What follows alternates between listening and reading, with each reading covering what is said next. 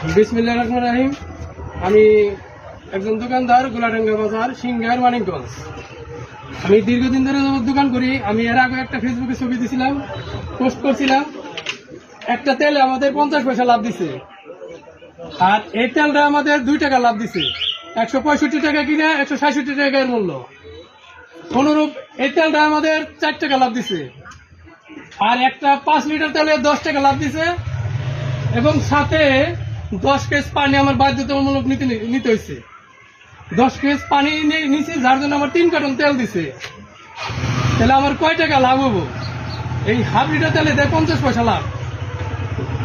এখন এইভাবে আমরা ব্যবসা করি।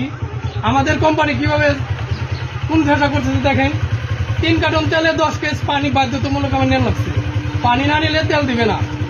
আসলে এটা কি কোম্পানির চাপ না ডিলারের চাপ যে এই পরিস্থিতি দোকানদার করতেছে? কেউ দেখার আছে কি আমার জানা নাই।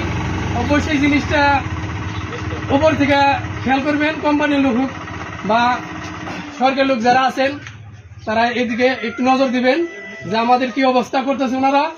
যে একটা জিনিস আমাদের কিনা হলে 165, গায়ের মূল্য 166, সাথে আবার পানি নিতে বাধ্যতামূলক, পানি না নিলে তেল দিবে না। আমাদের দিকে একটু খেয়াল করা উচিত। যারা কিনা আমাদের কাছ থেকে ভ্যাট নেন, লাইসেন্স নেন, এই ট্রেড লাইসেন্সের টাকা নেন, বিভিন্ন কিছু টাকা নেন, অবশ্যই এদিকে আমাদেরকে খেয়াল করবেন। আমরা নগদ মাল কিনি, আমরা বাকিও বিক্রি করি। যদি একটা তেলে আমাদের 50 পয়সা লাভ দেয়, তাহলে আমরা কিভাবে ব্যবসা করি? জিনিসটা খেয়াল করবেন। এই বলে আমার কথা শেষ করছি। খোদা হাফেজ।